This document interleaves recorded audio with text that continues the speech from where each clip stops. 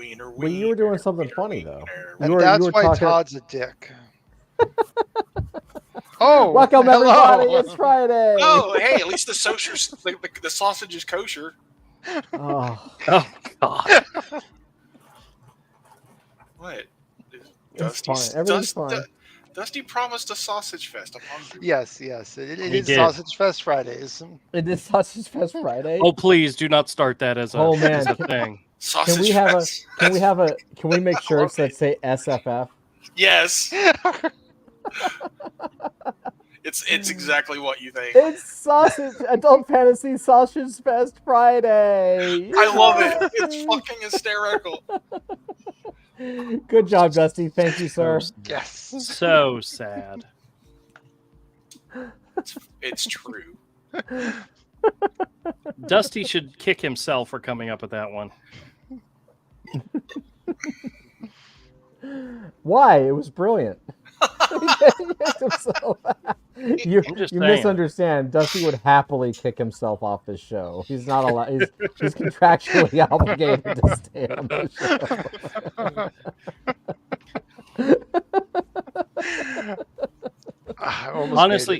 Honestly, I think if the goal is to get kicked from the show, Avery and I are reigning champs. Mm-hmm. Todd is like horribly behind us, and I don't think Zach's ever been kicked, has he? No, Zach is a perfect person. He's a perfect human. Zach mostly just sits and watches with appalled fascination, and at the shit that comes out of your filthy mouths. Very, very true. Very true. Hell, Andrew gets kicked for half the shit I say. I don't even get I know. Anyway, so I got so I showed you guys yesterday the long shot issues that I got in that one collection that I bought. Yes. I want to show you really quick a couple other things that I got. All right. Did you show them on air? Yeah. Did I? Yeah. Is it herpes? All right, because of that comment, I'm just not going to show it to you now. Does it sting? Does it itchy red bumpies? Just whip it out, Andrew. It's okay. Yeah. If it looks infected, we can tell you what topical cream to get. Are you trying to imply that I don't already have everything flowing out as it is? No, God. If you want me to stand up, I will. Oh my God. No, I think he's wearing shorts. How's he take it and make it worse? Okay. Too many talented people. I just stood up and that little. No. Yeah, dude, that looks really infected. You really should go to the doctor. What comic books do you have, Andrew? How you doing? It's comic books. It's Sausage Fest. My wife said that should go away in time. Oh. It's been 30 years, but wasn't me this time. All right.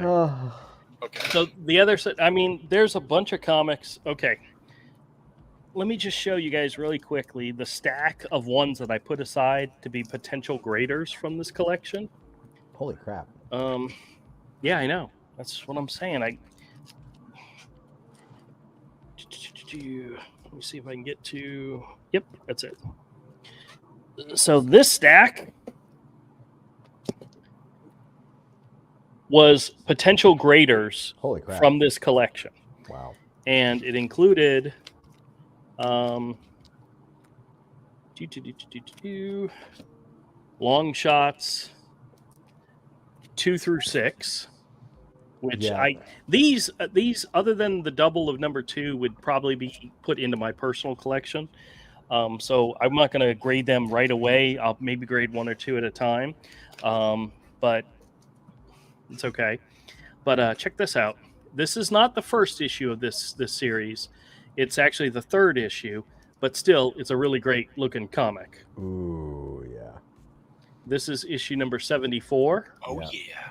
Weapon X. 75. Oh, wow. 76. Damn, dude. 77. 78. Probably one of Avery's or Todd's favorite covers, 79. Yes. Yeah, those are great. Don't have 80 for some reason, but I have 2 copies of 81. I need those, man. I want to get the Marvel Comics Presents versions. 2 copies of 82, Oh, 83, and then the final 84. So Nice. other than the first 2 and 1 issue in the middle, this is the entire run of that series. now just And to remind myself, it was Mhm. Marvel Comics Presents was very similar to Dark Horse Comics Presents in that No, those Barry Windsor Smith Weapon X issues, they were only like 10 pages each, right? Like it was other stories in there. no. Yeah. Marvel Comics Presents was 32 pages with no ads. It was 4 8-page stories. 4 8-page stories. Okay. 8-page stories. Yep. I wish I still had that Brian Stelfreeze page from that Hulk Celine short story that was in one of those issues. Yeah. I had to sell it years ago. Yeah. Now, here's some other really good ones that came out of there. This is Mark Spector Moon Knight number 25. Ooh. It is the first team up of Moon Knight and Ghost Rider. It's like a $25 book right now. What's up, Kodiak? We Hey, what have up, Kodiak? Hey Kodiak, we have Captain America number 334, which is the first appearance of the new Bucky, who was the Bucky that was introduced in the Who did the cover? It almost looks like a Zek, but a really badly drawn Zek. believe it or not, it's a Mike Zeck. Aha! I don't know why you'd say badly drawn. Because but wait, pull it up again. It's not Mike Zeck's usual magic. Go look at Bucky, bro. He looks busted. I mean, it looks like more of like a clap. Maybe he was trying to look at a Kirby pose. Or Yeah, something. exactly. Maybe. We have Wolverine number 90, which is the anniversary issue, that's the awesome. wraparound cover.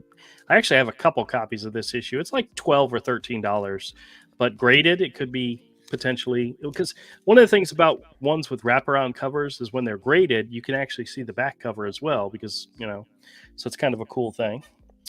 I have 2 copies of New Mutants number 14, which is the first appearance of Ilana as Magic. That's isn't that a Rick Leonardi? No, it's not a Rick Leonardi one. Incredible Hulk and Wolverine. This is a one-shot that reprinted issues 80, 81, and 82 of Hulk.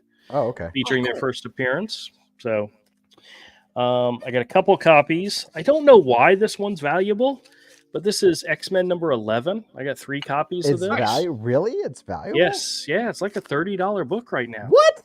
I'm not sure exactly why either, but I mean, hey, that's cool. Lots of that era books, man. There's a lot of them that are $20 to $50 these days. This is not the first appearance. Second print. This is the second print, but this is the Worth gold more, isn't second it? printing. What's that? Isn't it worth more? Oh no. The regular issue is like $190. Okay. This one's up there, but not that much. No. It's more like a $15 book. I wish I still had. I mean, I got $50 for mine back in the day, and then it dropped to nothing. But it's come back so high. It's like, I kind of wish I still had it. Here's some really great issues of X-Men worth grading from our era. It's issue 339, which is the first appearance of the Goblin Queen, and what's his name? First cover appearance, Mr. Sinister's first cover appearance. Okay, I have that, but I don't know what kind of shape it's in because I read and reread those books so many times. Uncanny X-Men 256 Nice. and 257. Ooh, my favorite. When issues of Psylocke all becomes time. Lady Mandarin. Oh yes, beautiful books. And here's one that'll make Todd jealous. Oh, that issue right there changed my fucking life.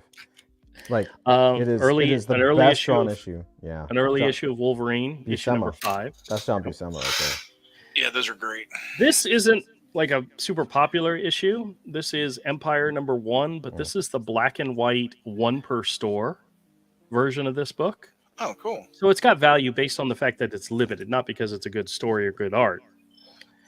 Who the hell's trying to call me?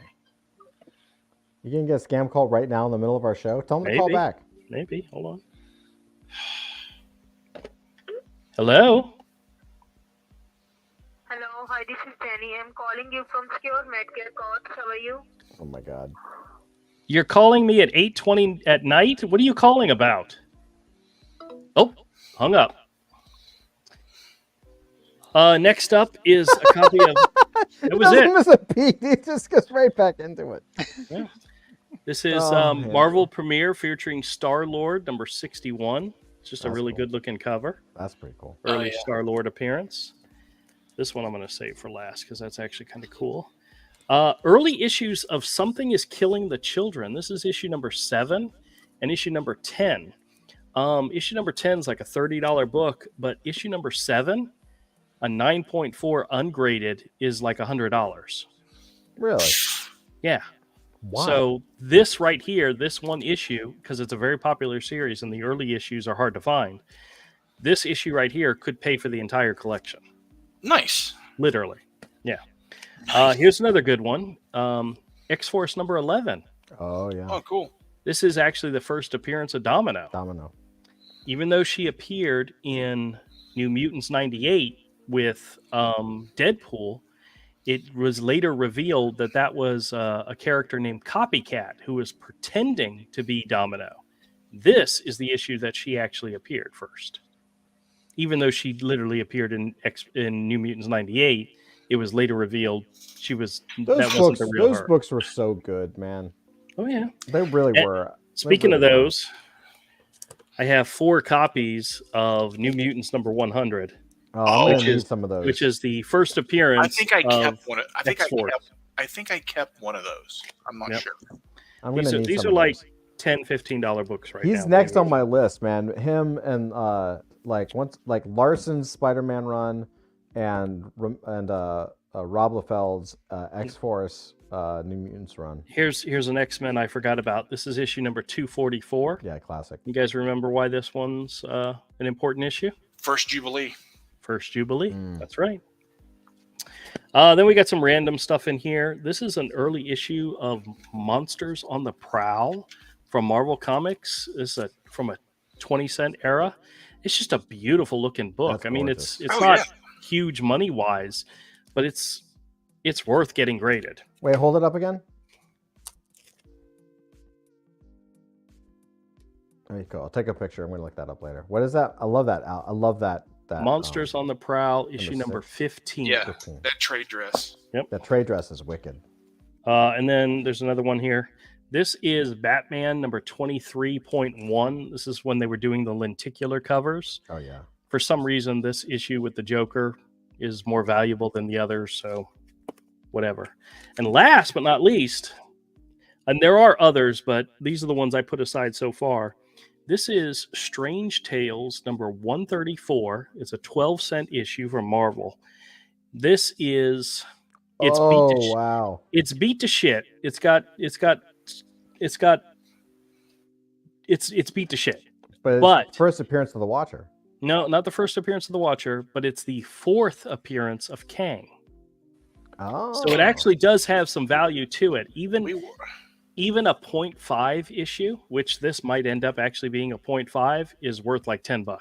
Yeah, we were Kangs. Yeah. We was Kangs. Hey, Andrew, can I ask you a question? Sure. So, do you find that the value of comics goes up when certain characters are being featured in MCU shows or movies? Like, for example, Kang the Conqueror is, he was supposed to be the big villain for the next phase, although that's obviously that's probably not going to happen now. But so did books with Kang the Conqueror go up in value because once after he appeared in Loki and then all the other stuff? Well, honestly, Kang is one of those characters who he's been a villain. He's been around for a long, long time. So early appearances of him are valuable no matter what.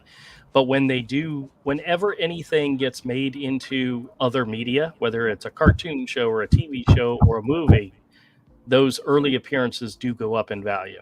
Right. It's just the way of the world. And does the quality of the show or movie affect the value of the comic? So, for example, like She-Hulk, which was not the best, not the best that Marvel's put out in recent years. Did that affect the resale value of She-Hulk comics positively or negatively?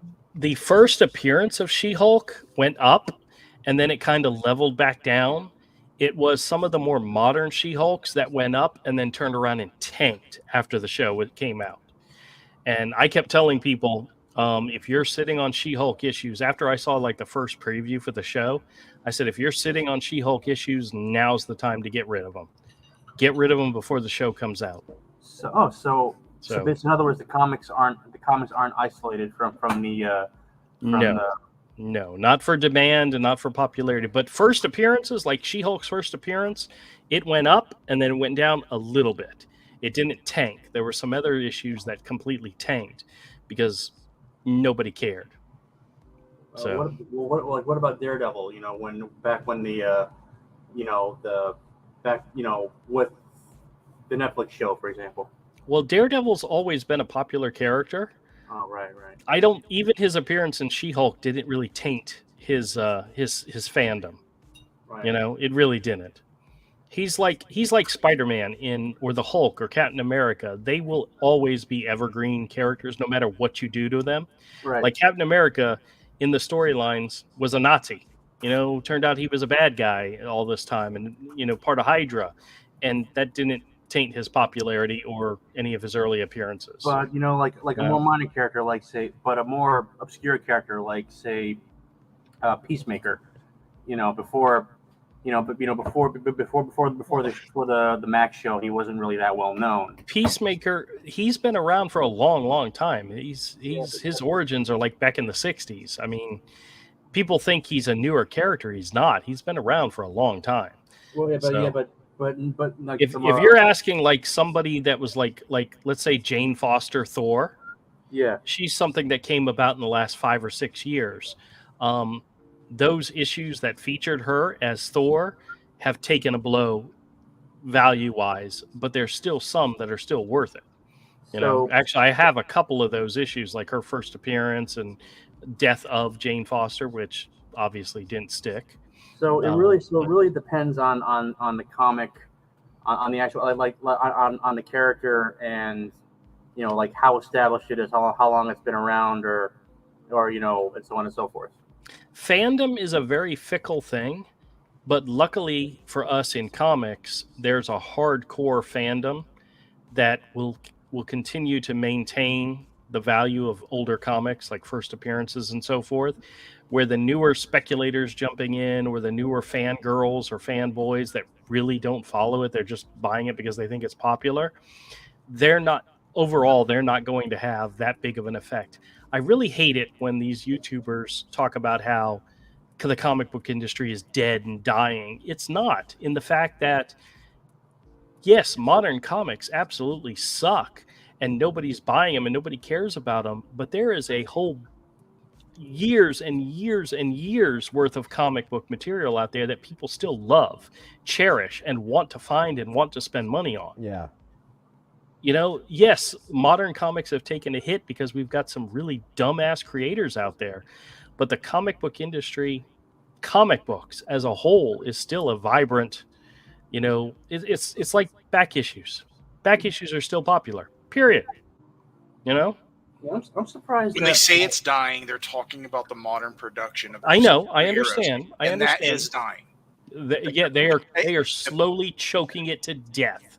Yes. Multiple covers, crappy writers. Everything is about diversity. Everything has to be about creators leaving, big creators leaving. Yeah, that is hurting it. That is killing it. That is slow death, stabbing it in the back. But guess what? I don't deal with any of that shit. You know, no, I'm enjoying. I don't buy it either. You were ahead, Andrew. You were ahead of the curve, man. Like everybody is now moving back to like classic books and stuff. Like you were ahead of the curve for real on this. Yeah. Speaking of classic, that's something we all talked about on the early shows on Andrew's channel and my years channel. ago. Yeah. Years ago, it's like, hey, go to the back issues. There's decades and decades worth of material we haven't read. You know, I have 4 new slabs to share with you guys. I've got Kodiak wants to see the soaring prices of Captain Marvel comics. Yeah, when you're done with that, Andrew, actually this kind of brings up an interesting point. But you know, do your thing first, and then I'll blow your mind with my intellect afterwards. I bought this issue not because I cared about the grade. It's only an 8.5. This is Wonder Woman number 77. This is one of the gorgeous Brian Bolland covers from Wonder Woman. He did a whole series of Wonder Woman covers, and no matter what's on the cover, it still looks gorgeous. This is her literally kicking an ant creature in the nards, and it just looks gorgeous. So this is one of the new ones I got. This one, yeah, this one is one that I bid on just because it was low enough that I could grab it, but I didn't realize until I, had won the auction that I read some of the details. But this is Nova number 1 from 1994. It was only an 8.0, which I thought it's kind of low for a modern comic. I wonder, I said, what the hell, I'll still get it. Well, it turns out right here in this corner of the logo, yeah, it's peeled out. It looks like a piece of tape was put on the cover and then ripped off. And I didn't realize it when I was bidding on it. So I got it for cheap. This is one of those ones where I have another book that I want to share with you guys that if somebody buys that one, I'll throw this one in for free. Just because it's nice, and somebody who likes Nova will probably love it. But yeah, I didn't pay attention to I looked at the price and said, ooh, I can get that for cheap. And then realized, oh well, it happens. Here is one of 2 key books that I got that I'm really thrilled with. These are both worth hundreds of dollars, but this is Incredible Hulk Annual number 5 from 1976. It's an 8.5 copy, but it has some significance in the fact that it is the second appearance of probably one of the most popular characters from the Guardians of the Galaxy movie series. Groot. This was his second appearance in the comics. And this is that a Kirby? Is it a Kirby? I can't tell. It might be. Oh, wait a minute. It usually says on the cover. Chris Claremont story, Sal Buscema and Jack Abbott art, Jack Kirby and Frank Giacchione cover. Oh, so he did do the cover, so I was right. Yeah. Cool. But still, kind of cool. But Chris Claremont, that's early, man. Yeah. Kodiak, by the way, says, I learned all my favorite positions from Wonder Woman comics. Okay, next up is an 8.0 copy. This one is actually pretty cool. This is the 1976 copy of Nova number 1. This is the first appearance and origin of the character Nova. That's a beautiful cover. It is. Yeah. And it's an 8.0, which is not bad at all. But if somebody wants to buy this, I throw that other one in for free. Nice. But isn't that gorgeous? Nice. This is one of those ones where if it doesn't sell, I gladly keep it in my collection, Yeah, it's pretty wicked. It looks good. Looks good. But, yeah. Key issue there. First appearance of Nova and first appearance and origin of Nova.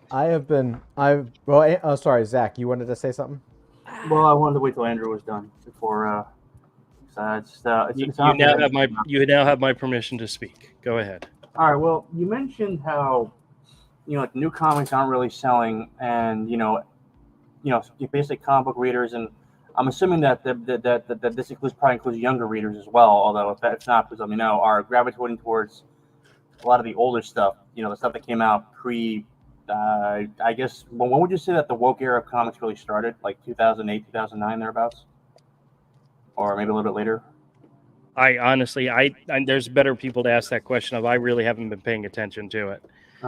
When exactly it started, I do not know. Probably around 2010 is when it started. Like pre-2010, so basically pretty much, I'm assuming a lot of younger readers, they're also, the ones who are reading American comics are gravitating towards the older issues as well for the same reason. But I've noticed that this is actually happening with a lot of popular culture. I mean, like, for example, if you look at music like rock, like classic rock. I mean, classic rock. The bands who, the old war horses, they're all dying off. Like, we're at the point now where pretty much all the old rock stars every year, another one of them passes away. For example, like Christine McVie died from Led Zeppelin. Died from Fleetwood Mac. Bowie died.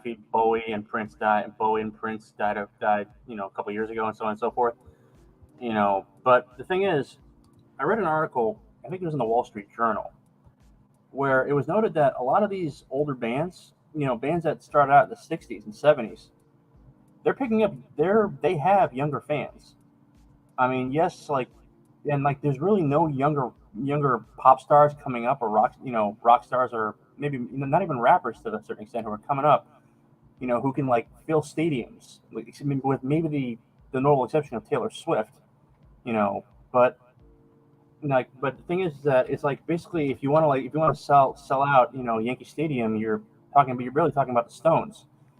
And people are buying all the old records. They're listening to all the old music. There are classic rock, apparently classic rock kids are a thing on the internet now. I mean, whenever I walk around, I still see kids under the age of 20 wearing Nirvana shirts, or an old Rolling Stone shirt. And it just seems to me that for the last, since I guess there's a period running from about, say, 1950. Well, actually, no. We go back even for 1920 to about 2010, like a century-long period where there was this massive creative burst, just so much popular culture being created in America and other places, and it's kind of tapered off. I think maybe one of the reasons why a lot of newer stuff's having trouble getting traction is just because there's now so much stuff built up, that that anybody's interested in it can really just, they don't have to look at the new stuff. They can just look at the old stuff, which as time goes by grows in stature. So, for example, people who are interested in rock music, which is what I like. There are younger bands out there playing, but the younger bands themselves, they're basically playing in the same style. I mean, there's Greta Van Fleet, for example, who are basically a Led Zeppelin ripoff. Because that's what people want to hear. There's really no interest in anything new anymore, because a lot of it's just not very good.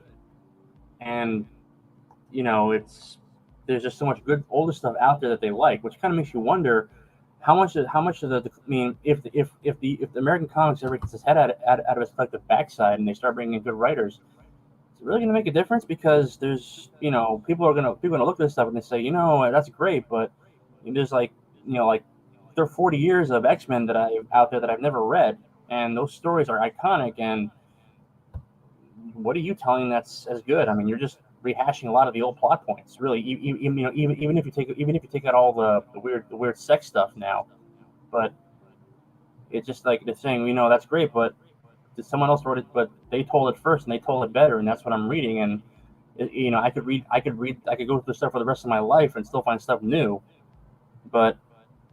Whereas what are you telling me what are you showing that's as good? I mean, does that make any sense? No, it totally does. I mean, it's just that it's like people are rehashing all the old stuff because the new stuff just isn't biting. I mean, Disney's been doing live action remakes of their classic animated movies, because honestly they've run out of ideas to tell, and because that's what people want to see. I mean,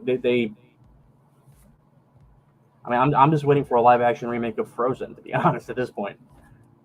So it's probably in development. It's coming. It's coming. Don't worry. So yeah, that's my thought for the day. Maybe one of the reasons why, as Andrew says, older comic books are selling so well. It's not just the older guys who are into it. I mean, whenever I go to comic book stores, I do see younger people going through the stacks all the time. Maybe it's just that, A, the stuff that's being made right now is crap, and B, there's just so much stuff that's already been made, just waiting to be discovered. I mean, if you're a 20-year-old kid, the Dark Phoenix saga is, unknown territory for you. So you read that, your mind's blown, and then you look what's being made right now, and it's like, I just read Chris Claremont at his absolute best, and now I'm looking at whatever X-Men is right now, and wait a minute, so he's a she and she's a he, and this doesn't compare to that. I'm going to stick with the old stuff because it's better and because it's new to me. It may be old to guys like us, but to me, it's like, this stuff's new. I haven't read this before. Mhm. I mean, it's that's the thing about the internet. I mean, everything lasts forever now. So, kids listening to Led Zeppelin for the first time, it's as new to them as Olivia Rodrigo, I guess. Anyway, that's all I have to say on that. So, thoughts, Andrew?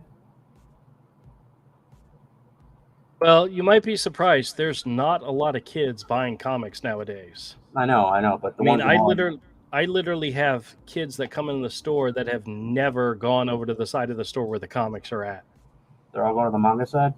No, I don't have manga. They come in and look at toys and stuff like that. Their dads are the ones that go and look at the comics and check out the comics. There is a nostalgia they read as kids and enjoying the hell out of them.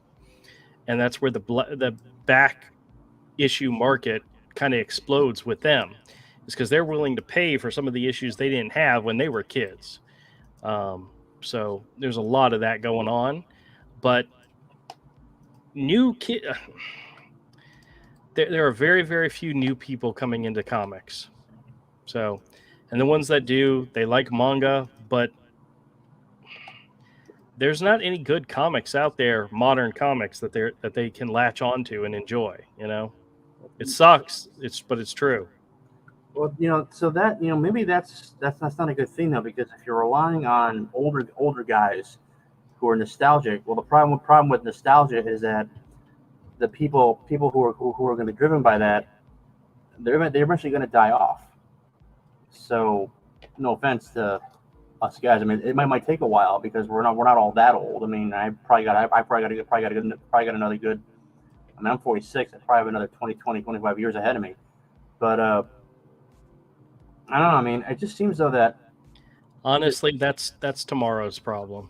Well, I'm thinking, if Marvel and DC ever get run by people who actually care about them surviving as a business, maybe one of the ways they could recover a lot of their lost readers is just start reissuing a lot of the old comics, in affordable formats. Put out Dark Phoenix, put out I don't know, put out a lot of the old story arcs. Just for because maybe instead of putting them out in issues, put them out the same way that manga puts out tankobons. Do some basic market research. Identify, okay, who among the under 30 crowd is going to like, our old Superman stories. Okay, it's going to be young. It's going to be young dudes. Market to them. I'm sure there's some marketing team out there somewhere that has advised comic book companies, this is what's going to work and this is what's not going to work. And they're listening to those people for the moment. Whether it's right or wrong, they're listening to somebody, Yeah, well, I mean, the thing is, right now we're living in a moment in history where we're basically the money's running out. So, and as Warren Buffett said, when the tide goes out, that's when you find out who's naked. The tide's basically heading out for a lot of these guys. I mean, it's funny. You look at your I follow your boy Zach on it's like every couple of days like a new poster pops up in my feed, and it's almost always nowadays about some writer, some artist, who a couple of years ago was basically crapping on the fans for not sharing his opinion, now basically begging people to read his latest gay non-gender binary Green Lantern issue. It's like, why aren't you people reading this? This is awesome. Please, I got bills to pay. Yeah, they don't really learn, man. But well, so here's an idea to run by you, because I hate quiet moments like this, and you guys look really, really bored. No, man, I'm just waiting my turn. So apparently, there's a rumor going around that Disney is going to reboot the MCU. Like they're trying to get all the old gang back for a bunch of movies, like Robert Downey, Scarlett Johansson, Chris Evans. Chris Hemsworth, all the rest, to like basically like undo like the last two phases. And the idea is that they're going to reset the universe to like before, just after, I think before She-Hulk or something like that, or before Loki or something along those lines. Okay. I mean, it's just a rumor. I don't know. I honestly, I think if they did try to do it, it would be like the most ridiculous thing ever. And they don't have to reset anything. Just stop making shitty stuff. Yeah, well, that's all they have to do. There are shitty periods in every series out there. No matter how great overall the series, there's something that sucks. Clone Saga, for one, for like Spider-Man. Yeah, there was a time when X-Men sales were so bad they went to reprinting issues. Yeah, they weren't even producing new comics; they were just reprinting old ones. And the reprints were outselling any of the newer ones. Yeah, I remember. I have that image of Tatiana Maslany as She-Hulk twerking, and which is sad because she's actually a really good actress. I mean, she was in that Orphan Black show. I mean, she's really talented, and it's kind of sad to see like someone that good and something so substandard. I don't know. I have no idea. Right. Yeah, I never watched Orphan Black. I'm familiar with it. I know what it's about. I know it exists, but I've never watched an episode. Oh, she was the kid or something? Is that what it was? Yeah, she was the kid. Yep, that was her claim to fame. As she was the clone. Yeah. The woman who was cloned.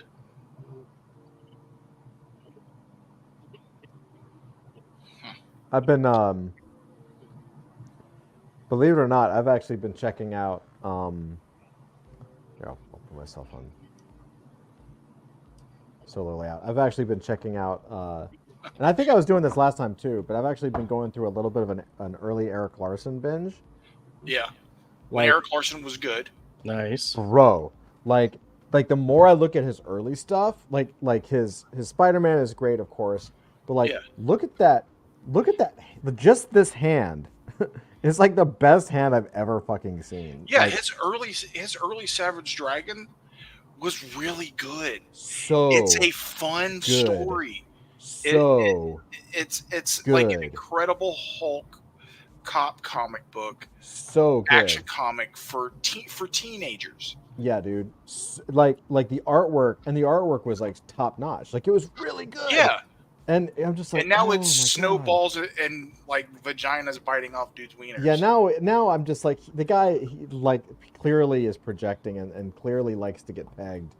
I'm not even kidding. Like he like every cover he has some Asian girl get like it's just a weird old it would be creepy if he was young. It's even creepier now that he's like in his 60s or 70s drawing this stuff. Like, it's really, really weird. But then, like, I'll show you this. Like, I was looking at, like, where is it? Is it issue 1/2? Like, dude, look at this drawing. This is like, let's see, present. He's become a parody of himself. Yeah, I mean, he can't really read. He can't really read the book anymore. But, like, look at that. Are you kidding me? Look how sick that looks. Like that is like new age Jack Kirby foreshortening. Like how dope is that cover? I don't think that looks like Rob Liefeld actually. Yeah, it's not. It's Eric Larson, but no, that looks like Eric Larson. But it's like the marks. I love his fucking marks, dude. They're so good. The line weights. Everything, dude. It's so good. It's so good. And I know he's doing it fast, but it's like, I don't know, man. It's just so good. Like it's really impressive. And it's all his early stuff. It's all his early stuff. Like look at that. Right? Let me see if I can get it all on screen for you. Right? And this book right here is like all full page splashes. Mm-hmm. Like, look at that, just reflection in his face. Just so good, dude. Dude, that book was a really fun comic. It was super fun, and that's like, look, that pose is sick. Like, it's actually one of the things that kind of got me into this is like he had this thing with the first several issues, like really the first dozen or so issues, where it was really obvious that he didn't know, didn't Image Comics was still new. He didn't really know what was going on. The first issue sold a lot of copies, so he made a lot of money. But the first dozen or so issues are jam-packed with characters, right? It's just a battle for the first 12 issues. And he introduces something like, within the first 3 issues, he introduces something like 20 characters. It's ridiculous. But one, it was incredibly fun. And two, it made a lot of sense because he was like, I don't know how long this book is going to be around, right? Like, so might as well try to put like as much shit in the book as I can. And like, now looking at it in hindsight, those books with so many characters was really awesome, man. I really, from a storytelling angle, from a storytelling perspective, I really like it. Like, I'm really digging his storytelling and his mark making, and of course you got the Jason Pearson poster, which is pretty cool. But like his like just the way he draws these early issues, knowing that he was doing the entire book himself too. Like, look at that shot, dude. That's awesome. Isn't that awesome? Like, look how far he's tossed out of the window, and then he's just falling. And then look at this shot. Yeah. And Like, those are very simple comic book skyscrapers. yeah, They're not they're just photorealistic. cubes. They're just cubes. But like, it works. You know what I mean? They're, like, and then he, like, look at that. It's just super good, man. Like, look at that arm, just completely rendered. And what's really interesting is that this style is what manga is now. As you know, I mean, manga's been around for a long time, but like what the kids like about manga is basically the same stuff that we liked about this stuff. It's dynamic, it's dynamic, energetic. and gestural, and just like getting in the nitty gritty of the arm and the little nicks and scratches, like, so dope, dude. So I'm really, like, I've got a now, and they just reprinted these now in 2 hardbound. The first 2 volumes are out, which is basically the only good books. Like, after issue 25, it's probably not that good. But like, I mean, he still draws it. He's on issue 300 something now, or close to 300. Just to show what we're not bullshitting. Okay, so this is all one guy. I will say this: there's something about comics, and I don't know what it is, but when you get around issue 300, if all you're doing is drawing comics for 30 years, like this guy's done, like, this is one dude's work. It's his entire life. Like, he's on issue 266. It happened with Dave Sim. It did not happen with McFarlane, but McFarlane did not draw 300 issues. But for the few people who drew 300 issues, they all go a little nuts. They go a little nuts. So, yeah. Dusty, this is legit. Like that. So I just showed you that early stuff. So this guy went from this, 1993, like, super dope. Okay, this is it. This is what he's drawing right now. This is the latest issue.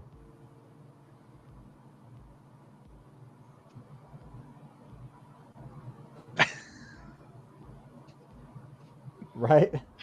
Dude, that's so inappropriate to draw the kid in, like, gimp gear. Yeah. Jesus. He's very much I'm going to draw what I want to draw, and nobody can tell me what to draw. Yeah, and you can tell he's like really sure, it's your comic, style. but don't draw stuff that borderline maybe illegal. Yeah, I mean, in every issue, this Asian girl is doing some weird, like, sex stuff. That would be his wife. Yeah, and that's the Savage Dragon's son. Yeah. Yeah, but I mean, every issue, like, this one, like, I think she gives him a blowjob in the car or something. And you're like, okay, well, I mean, you're weird, dude. Like, it's just a very strange thing to, like, I'll just pick a random issue. Hey, do you guys remember? This is like back in the '90s when Bill Jemas was with Marvel. he put out a comic book with a cover with basically Buffy the Vampire. Well, someone who looked like Sarah Michelle Gellar and his Buffy the Vampire Slayer showing up at a door with a 6-pack and a pizza and and a black eye. Do you guys remember that cover? Or because I know there was like a big outcry about that at the time. You know, like what? how. I'll see if I can find it. I think I know what he's talking In about, what? but I don't In what know. book?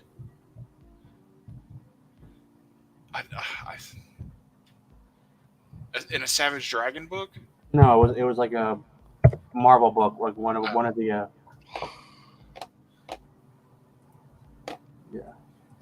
Yeah, Kodiak. It was like not your dad's comic. Yeah, it was a 90s. It was for 90s teenagers. Like he's just a perv, dude. Yeah, it was Marvel. Yeah, Marvel, I think it was called. Yeah, but I don't know if there was a. I remember the issue with her showing up with the pizza, but she was like, I don't think she had a black eye, did she? No, hold on a second. I'm looking at the cover now.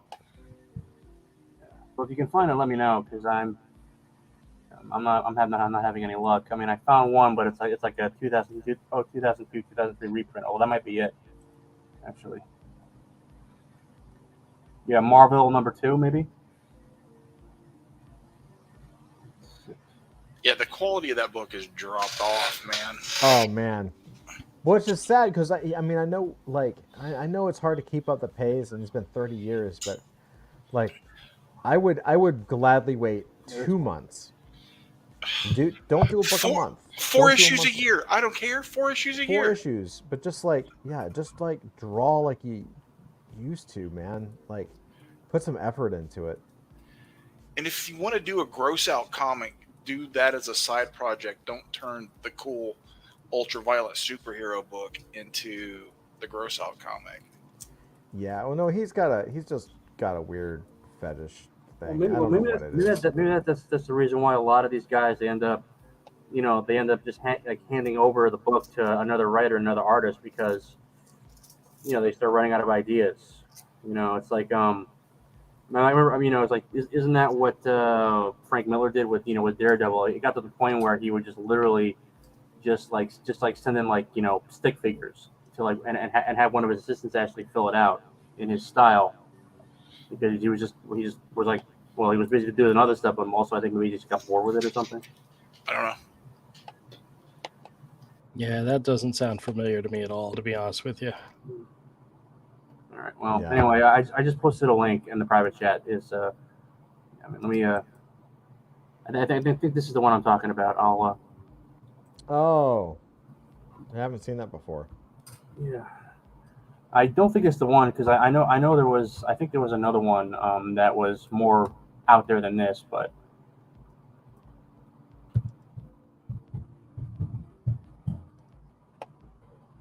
Yeah, I don't remember her having a black eye in it though.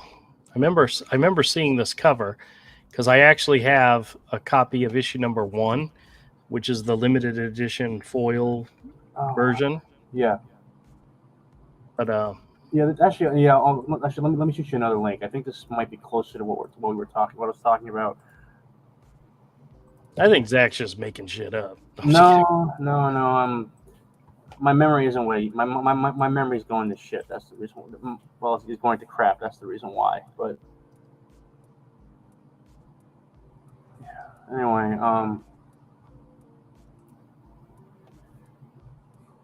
yeah. I remember this. This particular comic book back in the day, there was like a lot of outcry about it because he was basically basing this on like an actual person, and it was as I recall, this was right around the time when they were doing the like the it was an imprint where they were like basically relaunching all their characters, all their major lines in and around 2001, 2002. Marvel, whatever it's called, and it was like more adult oriented. Does that make sense? Say that again. All right. So, yeah. You know, Show you, these are the covers for the series. The one that's actually worth something is this one right here, which is the variant Greg Horn spot foil cover. This is the one that I have a copy of. But this is kind of a time when they were. This comic is nothing more than boobs and butts to sell the comic. Yeah, I mean, there was a lot of that back in the day, back then, as I recall. This is the issue with her hit with the pizza and the video games, showing up naked at some boy's house. Then there was this one with the dog stealing her bikini bottom. There was this one with her hitting a raptor with something. Who knows? Yeah. And then there was this one where. Yeah, whoever drew this had a really big thing for Buffy the Vampire Slayer. Greg, I don't think it looks like Buffy the Vampire Slayer, but it was supposed to be. If you look, it's supposed to be Mary Jane, a hot redhead model. But I don't have any idea what the story was about. This was the first cover. Have no idea. I never read the thing. I own a copy of this issue, but I never read the damn thing. Yeah. So I have no idea. Well, this is right around the time when Marvel Ultimates was also coming out. And I remember that was, like the idea behind that was that they were basically like all the major lines, Spider-Man, X-Men, all the rest were being, relaunched as, in this alternate imprint. It was more like early 2000s culture, and it was like a lot more adult oriented. So, a lot of the Ultimate line was supposed to be like them preparing for making it into movies. Like the X-Men were all clad in leather. They were all, militant, characters. Yeah. Spider-Man was more of a teenager, and he was just getting his powers, and it was more of a family drama than anything else. So it was kind of their way of kind of creating a movie-like universe. I mean, the biggest thing that came out of the Ultimate lines that directly affected the movies was when Brian Hitch did the Ultimates, and he designed Nick Fury to look like Samuel L. Jackson. And that's exactly what Marvel did with the character in the movies. Well, I think in the comic book, did in the comic books is eventually they squared that with the old Nick Fury by saying that he was like his son or something like that. Like he was like biracial son. Well, no, the Nick Fury in the Ultimate verse was the one that was black and looked like Samuel L. Jackson. It was in the regular 616 universe where they introduced the fact that he had a son who was black. Kind of their way of trying to explain where this version came from, but it was a completely different alternate reality. So, well, I gotta say, which if you guys have heard, have or not heard, they're going back to the Ultimate universe, and somebody told me, I haven't actually read the article, that Peach Momoko is doing a Ultimate X-Men. Oh, God. Hey, yo, Kodiak, good night, brother. Later, bro. Good night, man. He says he needs some reader copies of some Platt books. Oh, jeez. Yeah, I'll keep an eye out for him. He needs that splat. I'll keep an eye out for you, man. I don't think I have any Stephen Platt books currently. So I'll keep an eye out. Yeah, I mean, I just remember that right around that time, like late 90s, early 2000s, they were really leading into the whole boobs and butts, boobs and guns guns when it came to covers. It's like a lot of exposed skin and so on, which the 90s is what we know as the era of the bad girl. Yeah. And Marvel really didn't dive into that head first. Marvel was still trying to recreate Jim Lee and Will Spertasio and Rob Liefeld in the 90s. Yeah. So they skipped the bad girl era. So did DC.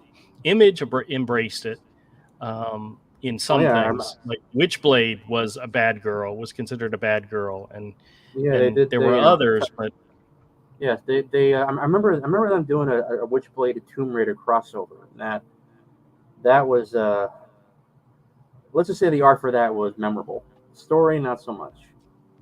well, I don't know if the art was that memorable, but well, I was never a fan of Turner, the guy that did Witchblade. Even though people go gaga for his, I mean, he's passed. I think he had cancer, right? Something like that. Yeah, it's like yeah. But I was never a fan of Michael Turner's art, so I love it had its fans. I never saw it. Never saw it. Never understood it. I just got the impression that I have his Batman's his Supergirl run he did, where the Supergirl origin story he did with Batman and Superman, where she got kidnapped by Darkseid, and which later got made into an animated movie. Yeah, I have that somewhere. And the story's okay, but I just like looking at the art for that. It's just like he doesn't. I don't like the way he draws Superman that much. I mean, it just doesn't really work for me. It's his Superman is just too pretty for me. I guess the way it is, but honestly, I don't know if anybody's going to agree with me on this statement, but I hold Michael Turner at the same level as Rob Liefeld. Really? Yeah, I can see that. He's an accomplished comic book artist, but he's not the reason why I buy a book, Yeah. I mean, I give him props and respect for what he was able to accomplish and create, but he never got me to buy a book, ever. Yeah, I think now just because he's been gone so long that he's kind of legend, you know what I mean? Well, he's like, I like him because I get the sense when looking at it, this is a guy who really likes drawing women. And even his women weren't that good. I mean, there are so many people. There are so many better artists out there that draw beautiful comic book women. I mean, I don't know. I could name a dozen, hands down. I mean, hell, even Larry Stroman, who'd like to draw big asses, drew better looking women in my mind than Michael Turner. Maybe we just had taste. Dale Keown, even though he hated drawing women because he sucked at it, drew better looking women than Michael Turner in my mind. I'm sorry. He's just not a Michael Turner fan. I never was. I never saw it. I have no idea. Well, even cartoony artists like Mike Ringo drew better women than Michael Turner, I'm sorry. And these are all artists that were in the same realm at the time of Michael Turner. I mean, you're naming good artists. Like Mike Ringo is I'm sorry. Look, I like when I see a picture of Michael Turner, I just like to look at it. It looks good to me. Yeah, that's okay. Hey, man. I hate to say it, but you know what I think? What? I think the difference is someone who has studied the art of comics and does art in comics has seen and experienced so many more beautiful pictures than what Michael Turner put on a piece of paper. Kodiak says that he loves Turner, Liefeld, and now Malin has taken that style and improved it. I was never a big fan of John Malin stuff either. There's like Did you like the She-Hulk TV show? No. I liked the first episode. I thought the first episode was promising, but it went downhill quickly from there. Yeah. I'm just saying John Byrne draws sexier females than Michael Turner. Yeah. I mean, I don't want to even name. I don't even want to name names like Michael Golden and Steve Rude and because these are people that would blow Michael Turner out of the water, and we know that. That's why I don't want to bring up their names. But there are so many other artists that are in that level of Michael Turner that just hands down draw better artists. Damn, even Jim Ballard draws a better sexy woman. I guess we'll just have to agree to disagree then. Yeah, I never. Don't listen to him, Zach. I never saw the Michael Turner. I never got on that bandwagon. Never. Hey, did you guys know that Brian Hitch did a Venom book? Yes. He also wrote it. Did he write the book? Yeah. Was it He any also good? wrote and drew a Justice League book, which Was is it any actually pretty good? damn good. Was it any good? Yeah. I just said it was pretty damn good. Were you not paying attention? No, Todd, but pay attention. Conversation's over here. But just because you say it's pretty damn good doesn't mean anything. Was it good? This is usually when Avery brings up my love of the Fantastic Four reboot movie. I don't know. You were going there, weren't you? No. No, okay. I was gonna make fun of some of your anatomy when you draw people. That's why I don't draw people anymore. Because it's if you inlaid Jim Lee's style on top of your anatomy, you would have Michael Turner. Yeah, I know. Avery, were you ever a fan of Michael Turner? No, but I see why people liked it. I didn't see it. I mean, I understood it. No, I understood it, but I didn't see it. He's one of the people that came in that Jim Lee influence that that was good enough. I understand why people liked it. I wasn't into it. I completely understand why people liked it. When it comes to easily seeable influences, like a perfect example, Michael Golden, Art Adams, J. Scott Campbell. This is obvious progression. John Byrne, Dale Keown. These are obvious progressions. Michael Turner, I understand he comes from the Jim Lee school, but he was a poor man's Jim Lee, if that's the case. And I was never excited about him at all. I hate to talk. You need to delete this entire live stream because this is going to destroy my reputation. You said a bunch of shit you didn't need to say. Yeah, I know. About another artist who's dead. I know. All you could have said is like what I said. Like, I wasn't into it, but I see why other people liked it. Yeah. That's the correct response. Yeah, you kept digging yourself a hole. But I'm trying to be honest. I never saw. You shouldn't be honest. You should have said the correct response. I should shut my mouth and be quiet. Speaking about another creator, who is loved and respected, and say, "Well, I wasn't into it, but I see why people like it." Well, what's that old saying? That if you can't say something nice, don't say anything at all. Of course, well, if that's the case. We wouldn't. This would be a very, very boring live stream. This is true. Every single person has the right to burn their own bridges around them, down around them, and there you go. And thank God nobody ever watches this channel. Well, look at it this way, dude. No one under the age of 50 is gonna know who Michael Turner is. Andrew, the same amount of people watched your channel when it first started, so shut the fuck up. The first couple of years of your channel was the same shit. Yeah, I know. It's the same bullshit. Dude. I mean, look straight up. And, you guys, honestly, like if we really wanted viewers, Andrew, you wouldn't be on the show. Listen. Controversy brings viewers. And if me making the statements I've made brings attention to you and ostracizes me, so no, people will hate watch something. You are Jesus on the cross. That is Thank you for your gift, Andrew. Andrew, look at it this way. At least you don't have to go to the same lengths as Logan Paul does to get attention, which is get the shit beaten out of him in a boxing ring. Yep. No, that I would watch. Yeah, I could get us viewers for that. Avery's PFP. I'm looking at Michael Turner stuff now, and I can see the progression in his very early stuff to his later stuff, and there was considerable improvement. Yeah, but there was a time when Rob Liefeld improved too, and it wasn't great. But I see why people were into this. This was totally the thing in the 90s. Yeah, Just never And saw some of it. the stuff and some of the things that's wacky in his artwork about lats popping out way too far and waists and legs being too long. I know someone else that does that a lot too. Yeah. Yeah.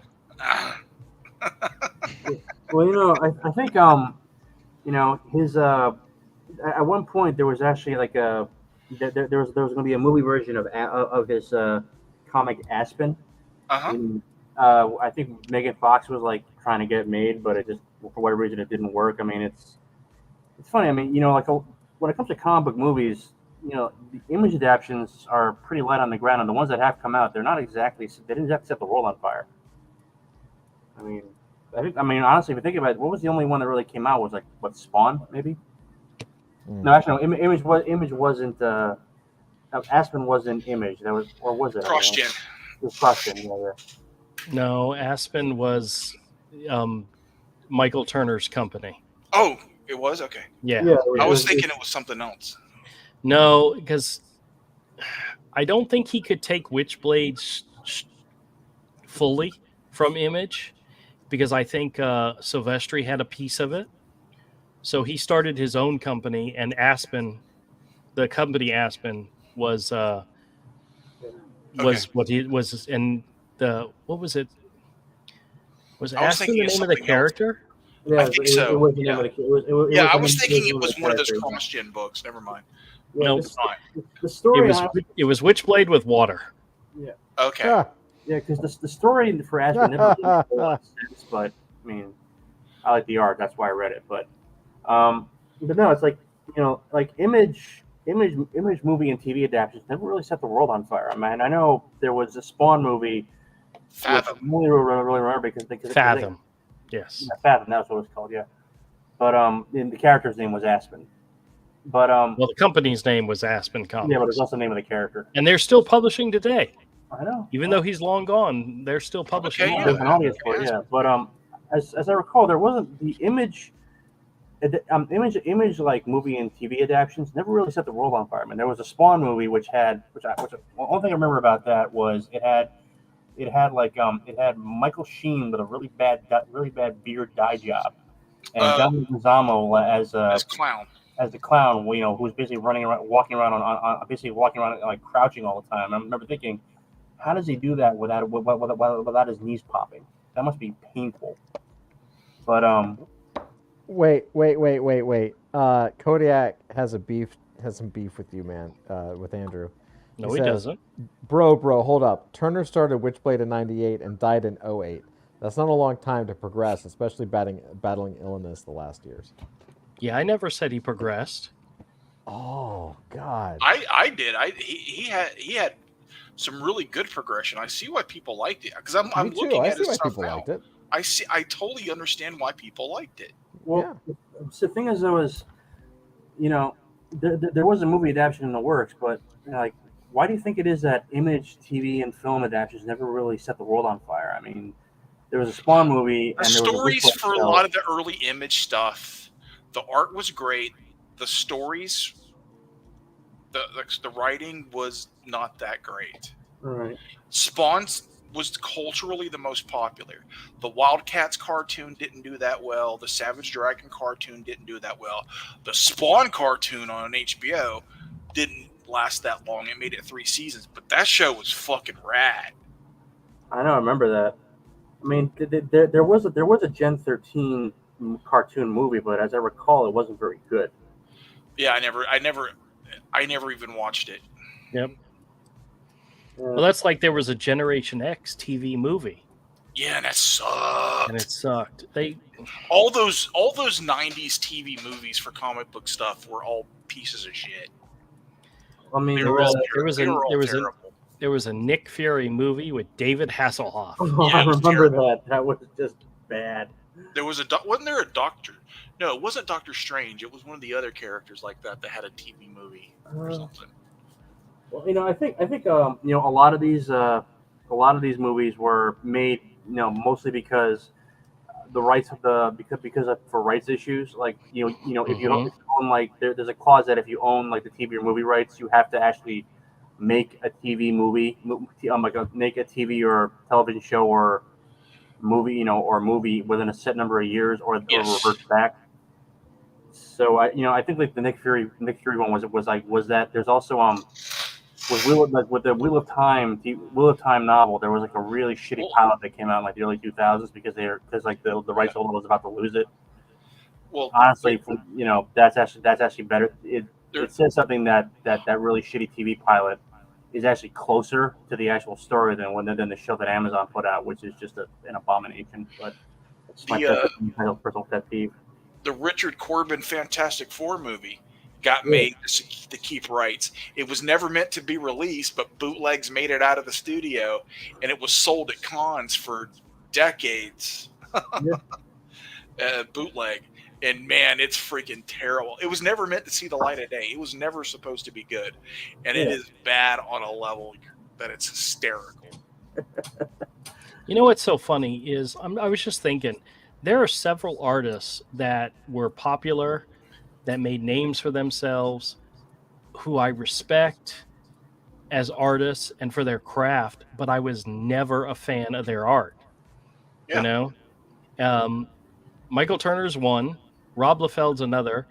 I was never a big fan of Milo Minerva, even though he made some Manera, Manera. Beautiful art, but it never did any. It was very plain to me when I looked at it. There's other artists that were so much more dynamic. Like I can name off some who people would probably go, "Ew, you like that guy?" And I thought they were great. Adam Polina is one. I adored his shit, even though it was anatomically incorrect, but it flowed, and it had gorgeous moments to it. Scott McDaniel's another one who was dragged through the sewer at one point, especially his Daredevil run. But dude, I loved some of that Scott. Damian Scott, another one who draws like he's a graffiti artist. His shit just blew me away when I first saw it, And these are artists that were very similar to that time frame of Michael Turner and some of those guys. Yeah. And Michael Turner just, respect the dude for what he did, but never did anything for me. And it's just a personal opinion, but everybody can have their own view of art.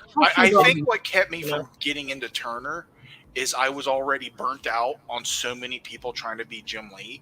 And I liked Jim Lee. I still like Jim Lee. And there were a lot of people that did it bad. Yeah, and I was burnt out on that. It's like I wanted somebody to do their thing. I wanted to see how did they really draw.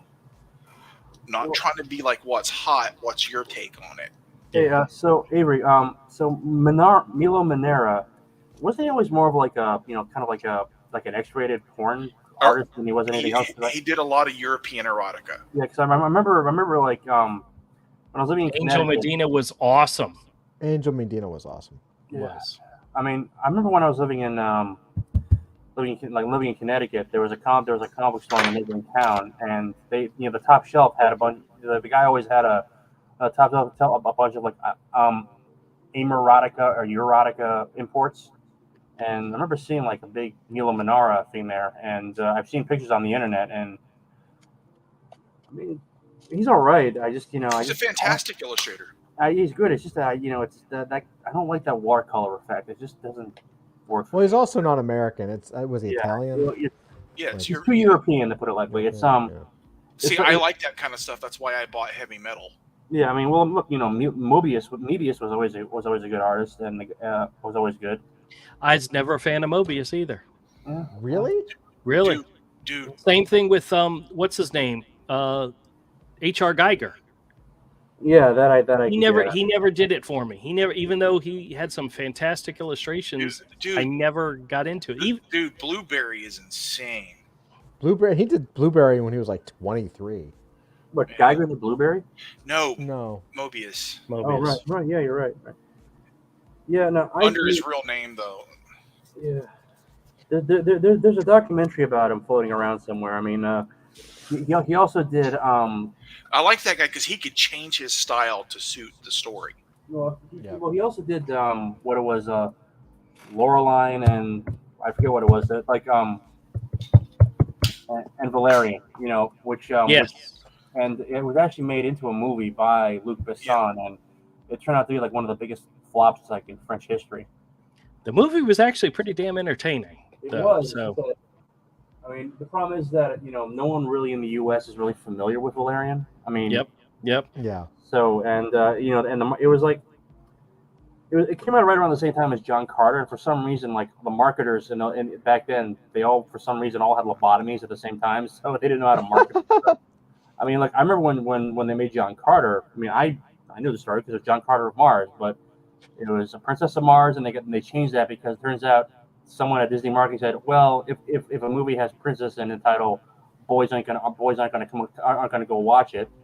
Okay, John Carter of Mars. Yeah. If it has of Mars in it, girls aren't going to watch it because girls don't like science fiction. Okay, so No, boys will go.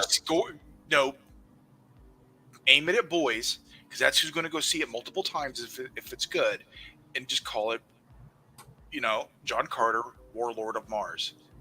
Yeah, well, unfortunately, they didn't. There was a bunch of other stuff going on there as well. The guy who directed it was like he never directed a live action movie before. He was like a Pixar guy.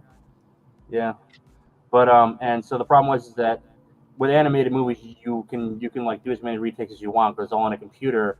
With live action movies, every time you do a retake, it adds to the budget, which is why the budget got blown up because they were shooting like every scene like 5 or 6 times, like 20 or 30 times. At least that's the story I heard. But I mean, I like that movie. I mean, I liked it too. Well, I did too. Me too. But I can understand why it didn't work because I think I mentioned this before. That's like one of the seminal science fiction stories. I mean, that was there at the beginning of what became sci-fi fantasy. And the problem is because of that, everybody's ripped it off. I mean, like the big arena scene. I mean, George Lucas literally copied that, like practically copied that page, like for Attack of the Clones. So when John Carter came out, it was like, hey, wait a minute, this guy's ripping off Lucas. No, Lucas ripped him off, but kind of too late at that point, Yep.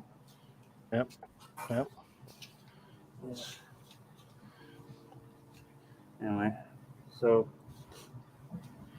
They were late to the party with the character they should have had out 30 years ago. yeah.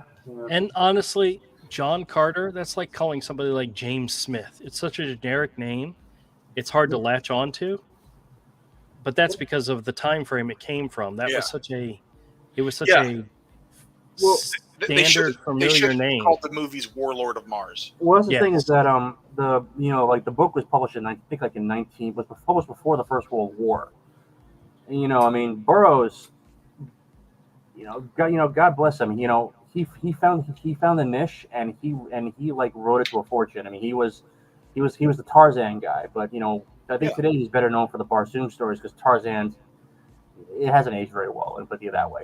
But Tarzan's great though. I know it's great, but good luck getting a Tarzan movie made nowadays. You have like it would never happen. You know what though? Tarzan at Greystoke still kind of holds up. Actually, the last Tarzan movie they made with with what's his name from True Blood was actually really good. Alexander Skarsgård, yeah. Yeah, and it had Margot Robbie, as Jane, Robbie, whatever, as Jane, and it had Samuel L. Jackson as the black guy. Well, I think what more do you need? Well, I think part of the trouble there is that it was like Todd. Disney's Tarzan had come out only a few years earlier, and that didn't really go anywhere. So, and there were a bunch of other Tarzan movies in the '90s. Like there was one with Casper Van Dien and I forget the name of that. That was horrible. That was just pure dog shit. But but no, it's the one with the guy from Highlander, man, is the best one. Highlander was a good movie. I'm still trying to figure out how they got a French actor to play a Scottish Highlander and pull it off. But he but no, it's but with John Carter, I mean, I was when the comics came out, I liked I was always there, and the covers for like the Dynamite comics were just great. I mean, they were pure pulp perfection.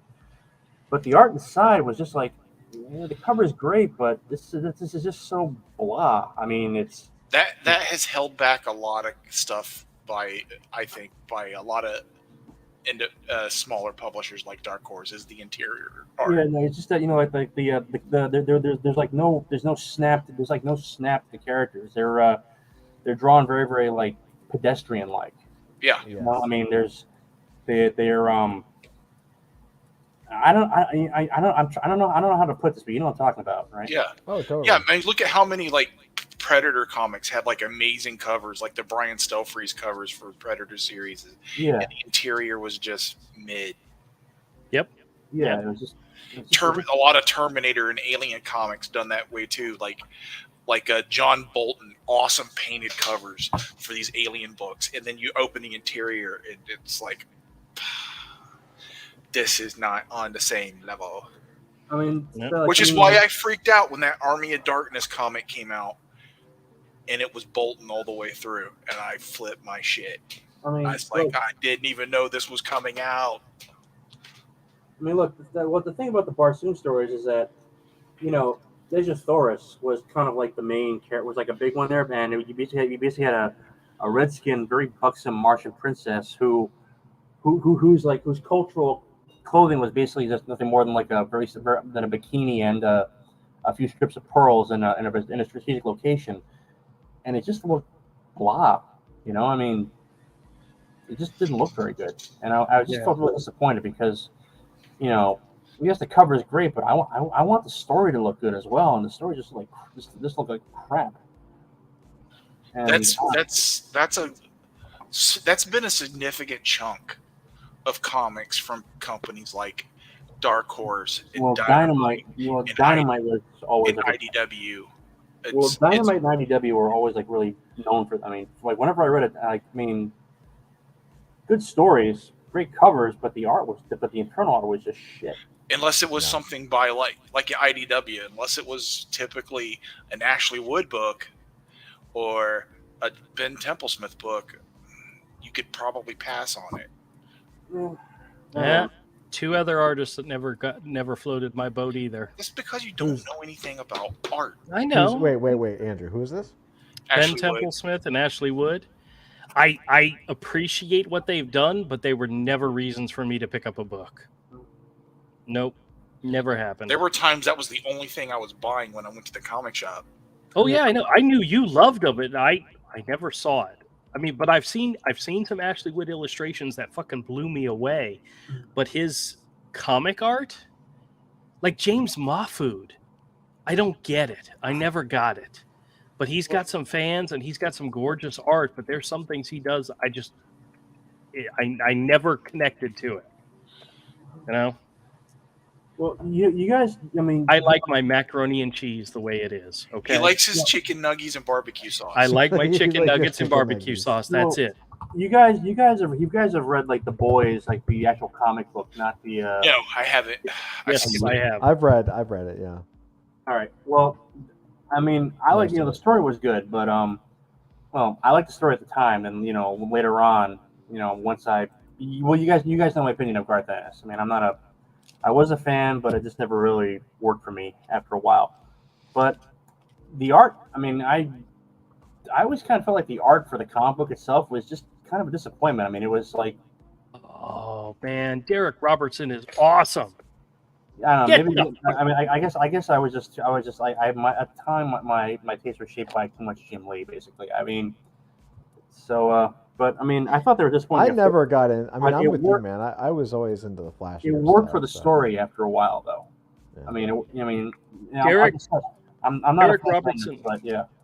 Derek Robertson started on New Warriors. He took over after Mark Bagley left the series, and Mark Bagley is like the comic book artist. He can draw anybody, and he does it fantastically. He's a very accomplished comic book artist. And Derek Robertson stepped in and took over the series, and I freaking fucking hated it at the time. I've learned to absolutely adore Derek Robertson. He went on to Transmetropolitan. He did a whole bunch of other things that just blew me away. How fantastic. He did Nightman from CrossGen, or not CrossGen, from Malibu Comics. He did Solution #1, or did Solution, several issues of Solution. Loved them. Well, these are, but it's. Well, I remember, I think Todd, you told me this once, is that like the worst position to be in if you're a comic book artist, at least back in the day, was to be the guy who took over from another artist after a celebrated run. Yep. Because you were always going to be compared to the guy who came before. And It's literally the reason Eric Larson is not Todd McFarlane. Was that? He came after Todd McFarlane on Spider-Man. Right. Oh yeah. The way to take over after another popular artist is you've already become popular for making an unpopular book popular, and then people will be more accepting of you coming on. Well, isn't that how like Miller did it with Daredevil? Basically, he took over and kind of made that book his own. Yeah. Yeah. Well, Jim Lee coming to X-Men, he had already built up a name for himself and was like, people were noticing him from Punisher, the Punisher books he had been doing. And people were noticing him and thinking he was awesome. So when he took over from Silvestri, it wasn't like, what the fuck happened to Silvestri? It was like, it was fine. Yeah. Well, there was also he also did Alpha Flight, and nobody really cared back then. No, it wasn't until he did his X-Men run that people started to pay attention. Well, was the Darkness Jim Silvestri's book? Silvestri, Mark Silvestri. Yeah. Silvestri, yeah. Yeah, sorry. The Darkness, the image. Yes. Yes. I never really got that. Never really got that story. I never bought any of those books. I tried reading it. I mean, the art was awesome, obviously, but it's like, what's the story here? I'm like 2 issues in, and I was like, I don't understand the story. Maybe it's because I'm, like I said, I'm a writer, and to me the story matters. I don't think he understood either what the story was. So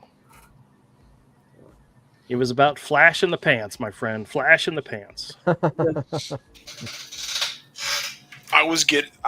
then I was getting heavily into people who were doing like painted stuff and illustrations and European artists, people that had more of a background in fine art who were doing comics.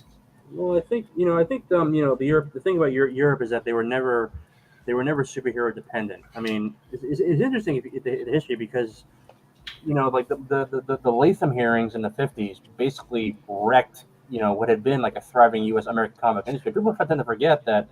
I didn't realize this, but in like the 1940s and 50s, like the something like 50% of Americans read comic books.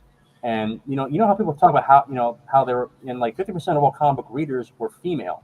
Girls were reading comic books, but they understood that you made different books for different audiences. Mm-hmm. So I mean, and I didn't know this, but Kirby and Jack Kirby and I forget the guy he created Captain America with was it Walt Simon or someone else? I never remember. No, it wasn't Walt Simon's. Well, they basically invented the romance comic. Mm-hmm. So, but then of course there was a big moral panic because everybody thought that comic books were making turning kids into drug addicts. This was the 1950s, so yeah, and it really was the drugs that were making them into drug addicts. But so basically, and the story goes is that Martin Goodman, the guy who owned Marvel, cooperated with Congress basically as a way to kneecap his competition, which is why only DC and Marvel survived. Mm-hmm. But the thing is, so that's why American comic books have basically been shackled to the secret ever since. But because back then the crime comics and the horror comics were kicking their ass. Yeah. They had better art, better stories. They were kicking their ass. And the thing is, Europe never went through that. So in Europe, comic books remained in art form. They still make westerns. Yeah. Their comics are way better than ours. And they're produced usually by like one or two people, it's a small team, and they put them out in albums. They come out in graphic novels, and they're sold everywhere. Well, it's like I said, when I was in Japan a couple of years ago, saying goodbye to my dad. I mean, it was the height of the pandemic, and so I wasn't really allowed to leave my mother's apartment for like 2 weeks. I could go locally around, but the local 7-Eleven, but like quarter mile from my mother's apartment, in Edogawadai, this little town an hour outside of Tokyo. And you would pass by, 7-Eleven, a bunch of other stores. Every single one of them had like a little, plastic, metal shelf with like manga, and manga was everywhere. And I think Todd's falling asleep. Todd, is my voice putting you to bed? No, you're good, man. I spent all day drawing triangles. So All right. Can The thing is, confirm. but if you look at the way mangaka live, how they work, that's dedication. They Maybe a also little bit more than die that. in their 50s. Yeah, I mean, yeah, I mean it's so I guess there's something to be said for for the American system. That we don't American artists don't die in their 50s. That's true. At least not from natural cause, not from overwork. Ha! I mean, look, you remember the 90s, like for the first time, a lot of these guys started making like real money. And you hear stories about like Liefeld, with buying a Lamborghini and partying with like with the LA Lakers cheerleaders or whatever. Didn't last. I mean, obviously at that time that period didn't last very long. But if you were there, and it must have been fun while it lasted. Yeah, it Yeah, sounds like it was a lot of fun. People gave them a lot of money, and there were also a lot of people buying comics. Yeah, wasn't there like a scandal with Wizard? Eventually, like when the market fell, like Wizard magazine was kind of made the scapegoat for it. Wizard took a lot of shit because of all the things because of the things that they promoted, Right. and a lot of it was they were promoting them because they were being paid to promote them, which is exactly what a magazine does. So the fact that people were surprised why Image Comics was always on the cover, Image Comics characters were always on the cover, it's not a conspiracy. They were paying the money. No. Well, I mentioned that because you remember that we met about I think a few weeks ago we met about the Daytona Beach Comic Book Convention, which is actually in Deland. That's a whole other thing. And after you left, after we split up, I was looking around and I actually found someone selling back issues of Wizard from the 90s. Yep. Some of those are worth money, man. Yeah. I actually recently sold a whole like $50 worth to a guy, and I had them at $4 a piece, and I knocked them down to $2 a piece just to help get rid of them. But he's been trying to complete a complete run of Wizard magazines. Oh wow! And I was able to help him, so I thought it was great. But yeah, there's still people out there that buy them, read them, and enjoy them. They were a little too slapsticky for me, but I did enjoy reading them from time to time, and especially when they would preview something that was interesting. Yeah. So I kind of felt but they were definitely like the comic news media today. They're very biased, but they were biased because people were paying them to be biased. So yeah, they weren't biased because they were woke. But I kind of felt the same way about the old White Dwarf magazine, because I was in the Warhammer at the time. And today, now it's just basically like a product catalog for Games Workshop. But back in the 90s and early 2000s, it was an actual magazine. They would review, D&D. They would review comics. When after the Lord of the Rings movies came out, they got the tabletop miniature rights for it. And they actually they put out a war game for it. And they would actually take stuff from the back pages of Tolkien's Lord of the Rings, and use that to create new lore. It wasn't official, obviously, but it was really interesting. But not anymore, unfortunately.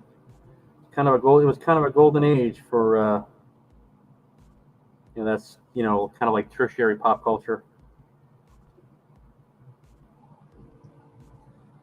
Yeah, there was a time when our fandom was worth it, Yeah, I mean, look,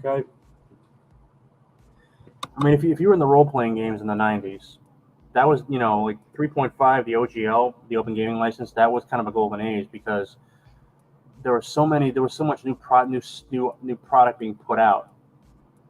But not anymore. I mean, I think the problem with a lot of this stuff is that there was more stuff being put out than there were people to play it. You know, with the comics, there were more books being put out than there were people who were willing to pay to read them. And when the New 52 came out, that's when I tried to get back into comic books in a big way. Yep. The problem I had is that, you know, because there were like 52 comics and they were all interrelated, I would realize, you know, if I want to like keep up with this, I'm paying like $30-50 a week for, and you know, like I only really care about like Justice League and a few other characters. I mean, although I will say that first issue of Red Hood and the Outlaws, but Starfire coming out of the water, the one that had like every, you know, right-thinking person up in arms, that was pretty cool.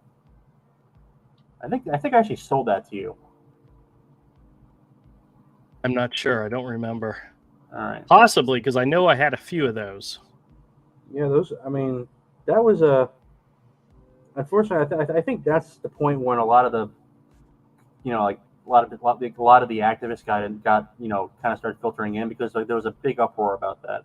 You know, it was because there are a lot of readers who were familiar with the character because they'd seen it in the in the cartoon, you know, like the Saturday morning cartoon. Right. Yeah, what was it? Teen Titans.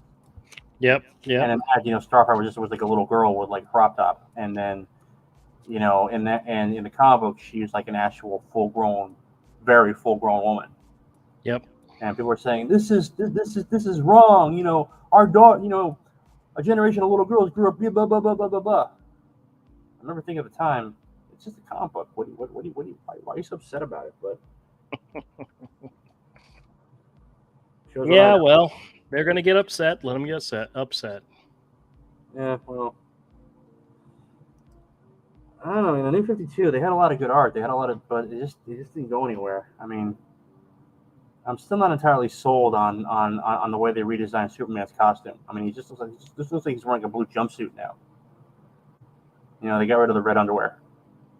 I don't understand why they did it, because it looks dumb, but it just doesn't have the same look, you know? Well, I think they've gone back to the red shorts. Yeah. Pretty sure they have. Well, but then again, I don't buy new comics that often, so. Yeah.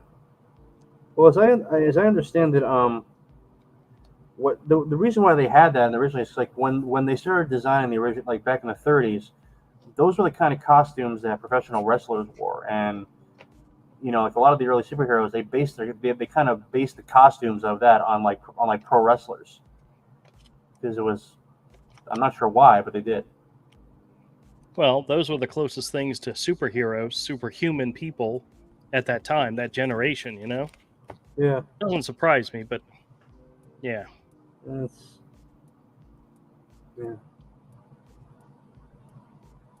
Well,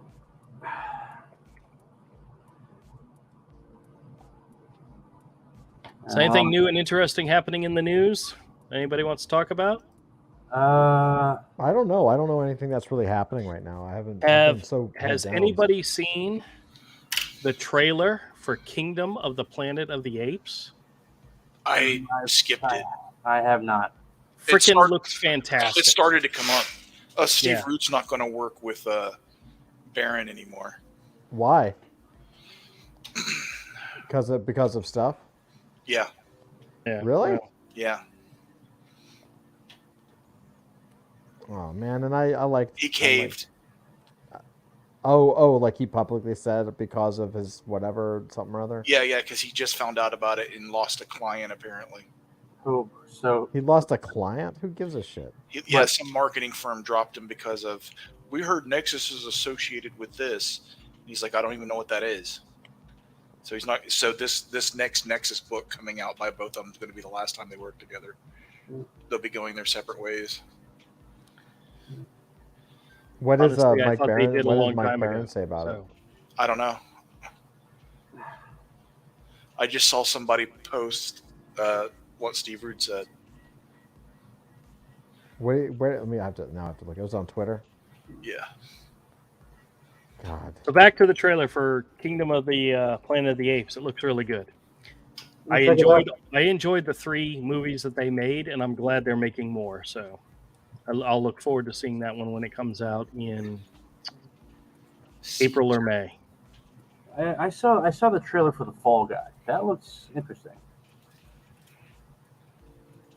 Fall Guy.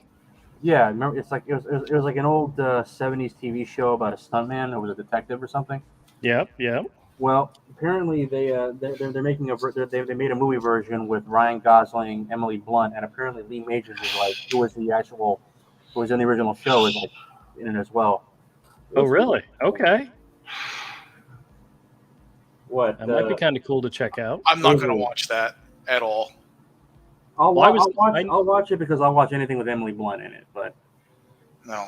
Yeah, I wasn't a fan of the show as a kid. I liked the show when I was a kid. I'm not going to watch. I don't like Ryan Gosling. Oh, I don't mind Ryan Gosling. I think he's annoying and pretentious and a little douchebag. Okay. that's kind of harsh. It's kind of true. I mean, look. But he was so good in the Barbie movie. I wouldn't know. I refuse to watch the Barbie movie as a matter of principle. I refuse to watch the Barbie movie as a matter of I have testicles. Well, that too, yeah. Plus, Damn. but he was good in Drive though. That was a good movie. Yes, he was good in that. I wouldn't You know, know. Avery, you could say he does lots of things that people appreciate. It's just not for me. Yeah. No.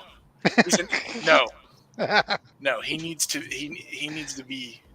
Avery, just admit it. You don't like Canadians. Well, there's some truth to that. I like one Canadian. Rick's okay. Rick's awesome. Oh, wait, he's Canadian? Yeah. No, I don't think he's Canadian. He just lives there. No, he. That's a good reason.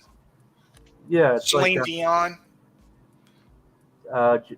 You know, my favorite Jeff Robin? Celine Dion song The fact that you have one was written by disturbing. Meatloaf.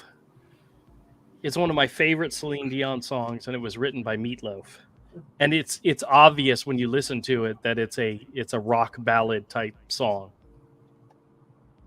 Yeah. Well, be nice. She's apparently I think she's got MS or something. She can't perform anymore. Which. Oh, really? Yeah. That's yeah. sad. I don't wish that on her, but it has no effect on me because I've never been a fan. All right. It's not for me. Well, she's French Canadian, so. There you go. Yeah. So yeah. so she's 3/4 evil, is what you're saying, right? I've got no problem with Canadians. I mean, I've known a few Canadians. And he was talking about the French part. Oh well, there's no help with some people. Yeah. I- The only way it could be worse if we found out she was Jewish. Oh, whoa!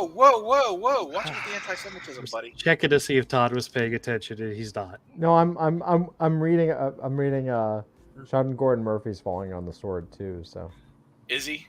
yeah. Yeah, dude. It's like, dude, you don't need to. You have the audience. You can just throw your finger in the air, walk away, and do your own thing and make more money. So Did you hear the thing? Somebody said he made $1 million last year just selling his original art. Yeah, that doesn't surprise me. So who is it? Sean William who? Sean Gordon Murphy. What does he do? What does he draw? He was drawing Batman for a while.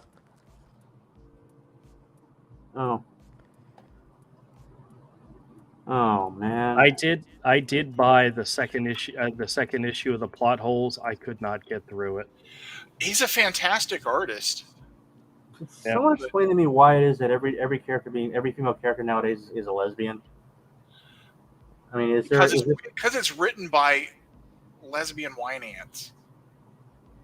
So it's not just a bunch of guys who are No. working out their kinks on No, it's pages. just a bunch of wine. It's wine ants, making comics.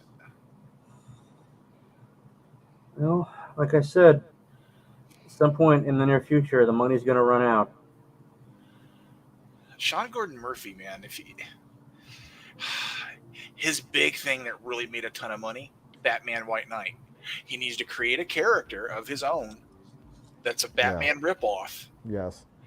And just do his own book and crowdfund it. He'll do $500,000 every campaign. He'll do 250,000 to $500,000 every campaign. Just from selling the artwork. And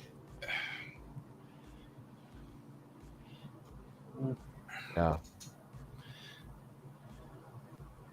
I've had a lot of people making fun of the Zorro Sugar Skull thing because they're like Zorro was a Spaniard.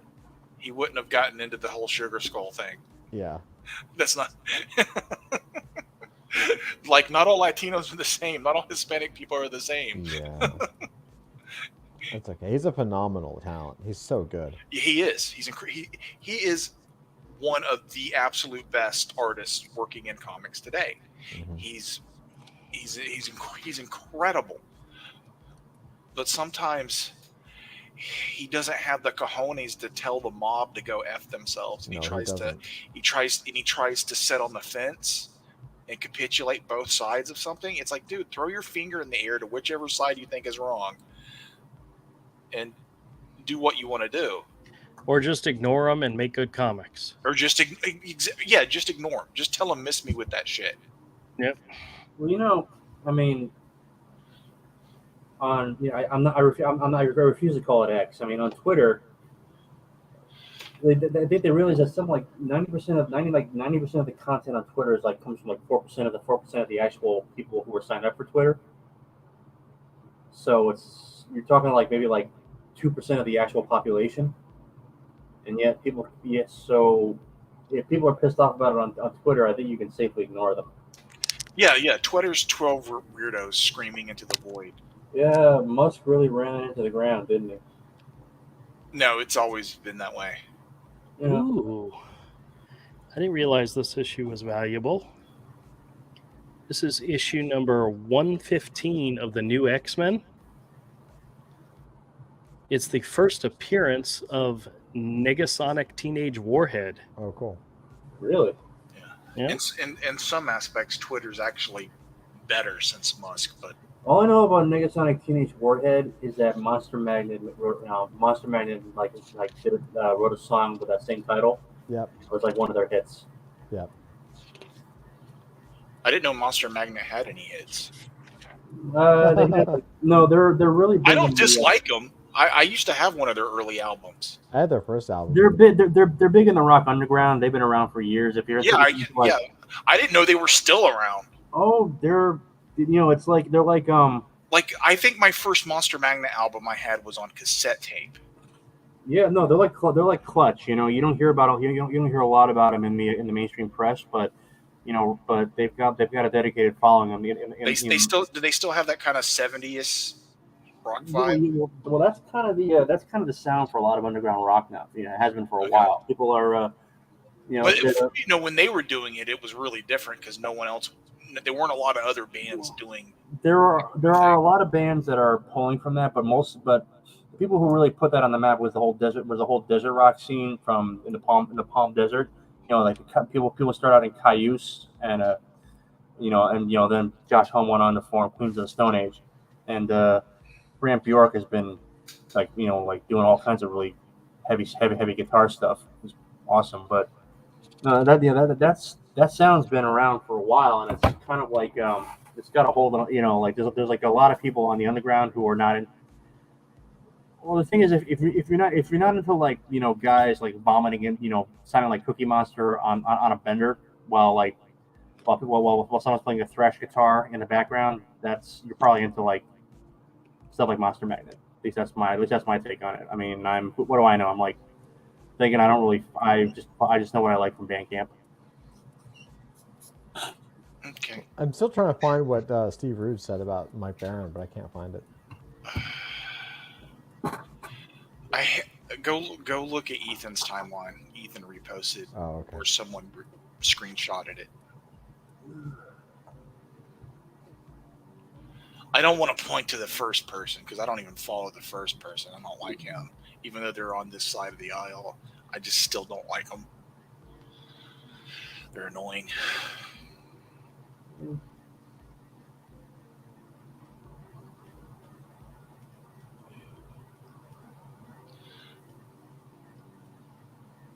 Oh, fascinating. I can't. It won't show me his posts. What? Oh, Oh. Go to all caps comics. Don't go Okay, to yeah. Ethan's banned. He got banned a while ago. So stupid. Yeah, he won't take back what he said to get unbanned. He only has less than 4,000 followers. That's crazy. That's because that's the new account. He won't take what he said to get his old account back. He won't delete it. I forgot what it was. He told some weirdo off and got banned. Yeah, well, whatever.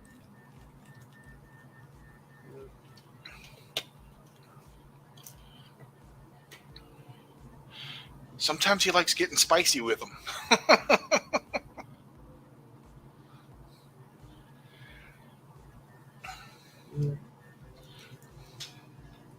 Oh, did you guys hear? Actually, no, you heard it yesterday. SBF got convicted. I think you already knew that, right? Yeah. Yeah. You find it, Todd? Yeah. I'm looking at it now. What does it say? Because I haven't heard. He's just making it like an official thing. Yeah, I'll post it. Yeah. There you go.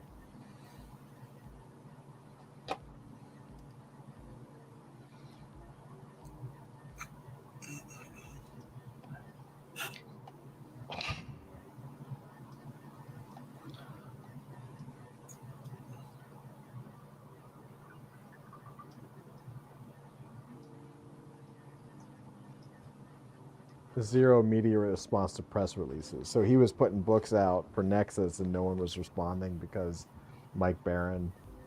That's so stupid. This is what I'm talking about. So you see what I'm saying, Dusty? You see this shit? So he has to fall on the sword. Comicsgate is not even a movement. It's just basically like bringing fun back into comics and not having politics in it. That's all it was. But this dude has to, after having a marketing company drop us after telling us we were associated with this group, and zero media response to press releases. Meaning this guy, so Steve Rude has worked on like this new graphic novel probably for the last few years, and now it's ready. And he's a pro. He's a genius. Gorgeous work. Very famous in the space, and probably for the first time in his career, since he started, no media is picking it up. So he has to like blast it out there because he's trying to make it known that everybody, so he can sell books. So he can't even sell his book just because he's adjacent. Right? Yeah, just because the book he did is also related to someone else because it's a character they both own and are allowed to do their own thing with. Yeah, that's pretty whack. It's crazy, man. So he has to fall on his sword and be like, I'm not with the bad peoples. Yeah. But that's not going to be good enough for him. Nope. No. Because that's not going to be, because it hasn't for anyone else who's done that. It doesn't matter. He's going to have to go publicly anti. Yes. That's how it works. He's going to have to shit on somebody he's had decades worth of working relationship with. Yeah, why exactly is he blasting out that he's not part of a group in order to get media attention? Why is he not blasting out about his new project? Right. Well, he is, but I guess it's not getting picked up anywhere. Like, who cares? Do it himself. The comic book media is not picking it up. The comic book media is a joke. Yeah. Who reads the comic book media nowadays? Nobody cares. But he doesn't know that or understand. He thinks he's still a slave to the old system. That's all he knows. He doesn't understand that he can go directly to his fans and get them on board without that. You're literally burning a bridge with a longtime creator because Wizard Magazine isn't telling everybody you're the top artist anymore. Who gives a shit? That's all he knows. Yeah, I know. So he's falling on his sword and shitting on someone he's had decades of work with. And something about it must have been okay. Something about it must have worked, because they did Nexus off and on together for 4 decades. Yeah, Yeah. they did a book together for 4 decades, which is pretty crazy. You know, it's what, in the 80s is when Nexus came out, late 80s, Yep. I think.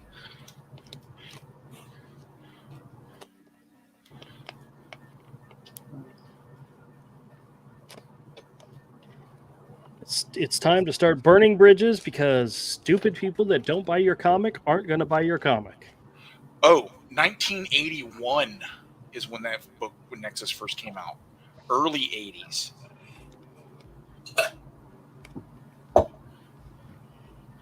Yeah.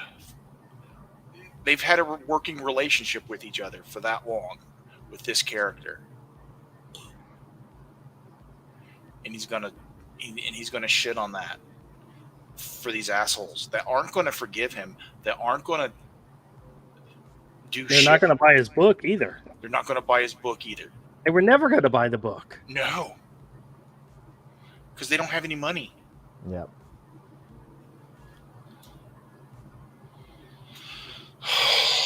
It's sad. It's really sad. He's a brilliant artist. I understand. He has a reputation for being hard to work with. I don't know if it's true. Could just be a rumor. Rumors. Who knows? A lot of times they're bullshit. Maybe he's getting old. Maybe he's getting senile in his old age, and he thinks that these young pups that are out there right now slamming everybody because of their beliefs or who they voted for, that's the people he wants to attract. They don't buy shit. They don't buy comics.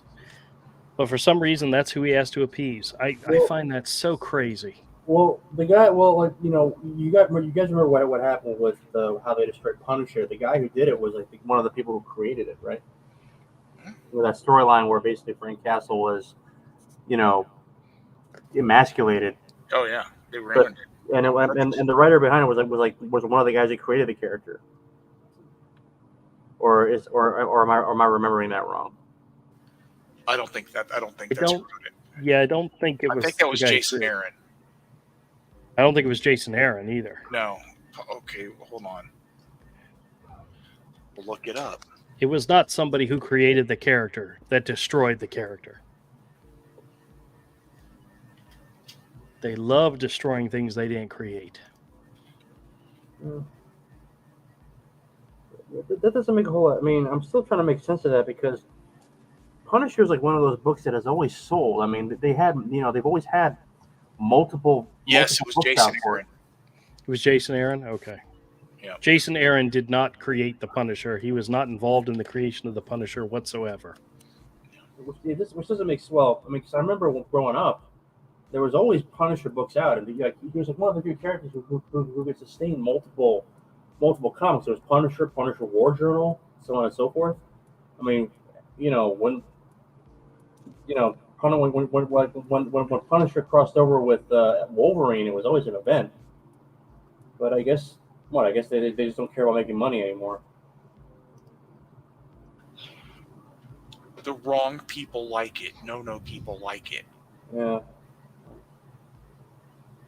I mean, it's actually pretty. I think it's fine because it's just gonna force a change. So. Like the people at the Harvard faculty lounge, that's not really enough to sustain really any kind of business. If you think, at least when it comes to books anyway, any kind of book. You want as many people who like that type of thing to buy it as possible. No. You need to shit on the fan base that's been buying this comic for 30 years because you want somebody who's not going to buy the comic and you hurt their fifis. So you need to appease the people whose fifis you hurt. Yeah, and they're not going to buy the shit. They were never going to buy it. Never going to buy it.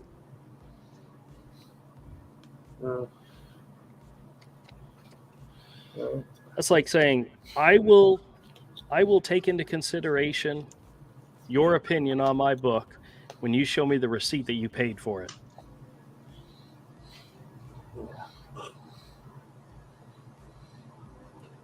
They'll be like, I gotta buy a comic. Well, look at it this way, guys. Probably, in another 2 or 3 years, I'll bet you dollars to donuts at least one of the two big twos. Well, they won't say bankrupt, but their corporate overlords will just say they've been restructured, which is another way of saying that they don't exist as a publisher anymore. They're just like a nameplate on a door that someone goes into once a month to like answer the mail. Yeah, they're owned by big corporations. They will probably never go bankrupt. But no, but on the other hand, like I don't know, because I keep first off, Disney's not exactly doing very well right now, so keeping Marvel Comics as a loss leader made sense when they were rolling in money, from like from the MCU, but now where they're basically laying people off left and right, they might, the people might say to themselves, well, no one's really buying the comics anymore. People watch the movies, so they like the movies not because of the comics. Why are we spending like X million dollars a year keeping this thing alive when it's not? When no one's buying it, and the stuff they are producing is actually hurting our properties. I mean, maybe not with the current leadership, but at some point, someone's going to get in there who actually cares about making money. And there's always rumors that apparently DC might be on the block as far as Discovery is concerned, because they've got to pay off a massive loan, and the best way to do that is to sell off the parts of the business that aren't really doing it for you. But then again, I don't know if I knew anything about business, I wouldn't be talking to you. Honestly, I never thought Marvel would be bought by Disney. I never thought that would happen. But if you think about it, there are companies in our world that are like the epitome of the epitome of sports is the NFL. The epitome of sodas is Coca-Cola. The epitome of entertainment is actually spread out among many companies, but as they build, as they grow, as they buy, there becomes one. Like when you're talking about worldwide shipping in regards to ordering stuff, it's Amazon. There is no competitor to Amazon, really. They're small, but there's no anything as big as Amazon. Marvel being a comic company now owned by Disney kind of makes sense if you think about a entertainment company trying to rule the world. But I never saw it coming. I never thought Marvel would be bought by something like Disney, Well, I think the funny thing about Disney is that what I've noticed, and a lot of people have noticed, is that right around the time that they bought, around 2010 thereabouts, the time when they bought Marvel, which is when Disney itself really began running out of creative juice. I mean, aside from Pirates of the Caribbean and Frozen, can you really think of any Disney movie or production that's really set the world on fire in the last, 20 years? Well, there was a trifecta of movies: Little Mermaid, Beauty and the Beast, and The Lion King were juggernauts. Yeah, but the thing is, after turn of the century, they seem to have stopped making stuff under their own imprint. So what they did, and this apparently, if you read the research, this was actually like a deliberate strategy. They started because they couldn't really produce their own stuff anymore. They started buying up people who could. So that's why they bought Pixar. That's why they bought Marvel. That's why they bought Star Wars. That's why they bought National Geographic, apparently. Yeah, I never saw them buying Star Wars either. That's Lucasfilm. That's but I mean, never saw that happening.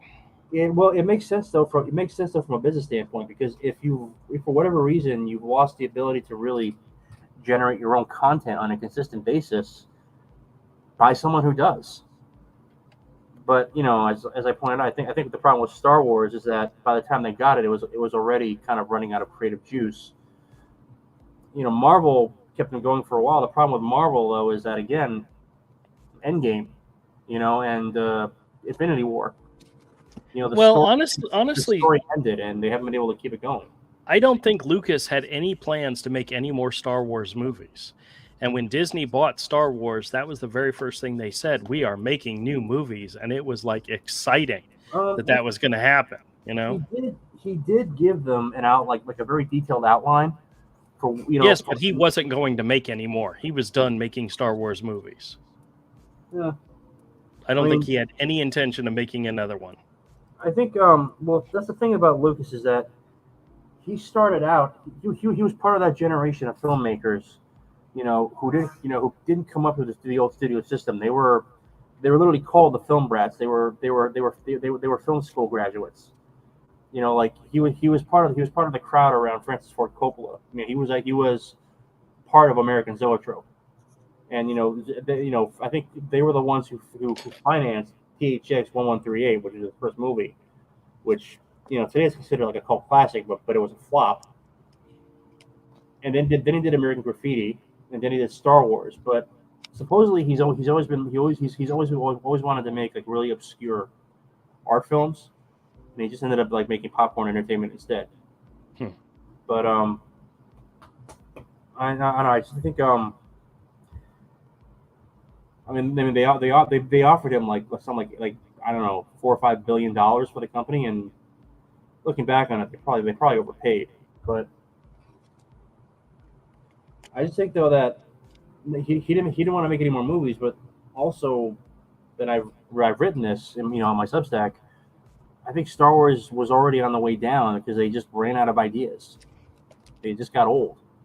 I think Marvel's getting there as well. I mean, they're talking about rebooting the MCU by bringing back the old gang for another hurrah. But honestly, all those actors are alive, young, and still vibrant.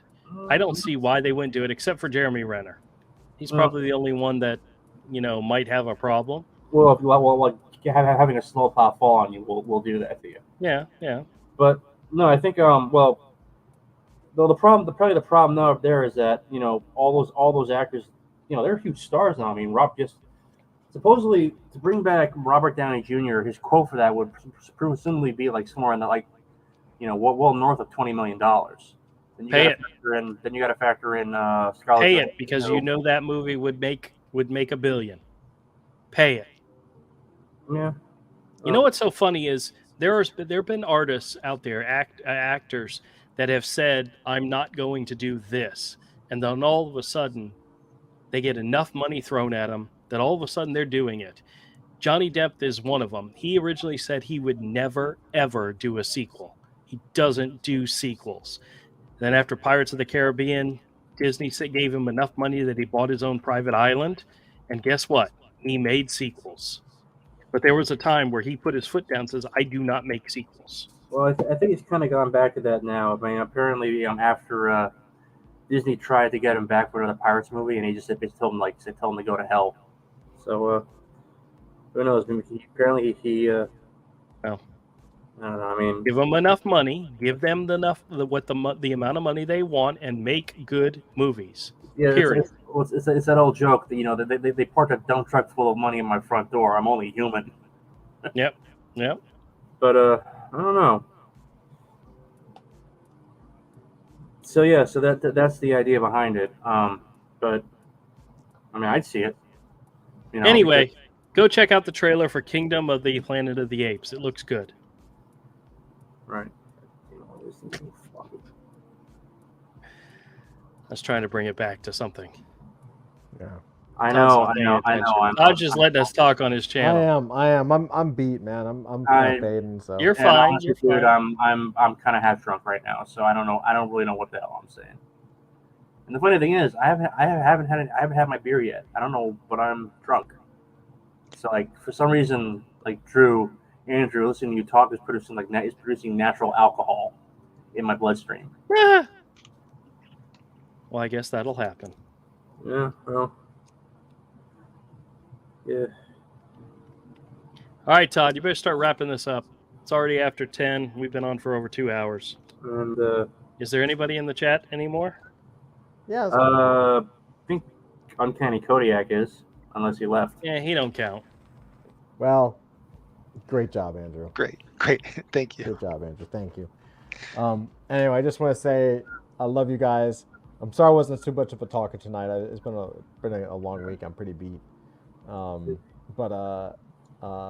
Yeah, Friday. Holy shit. I'm gonna sleep in tomorrow. I'm gonna try.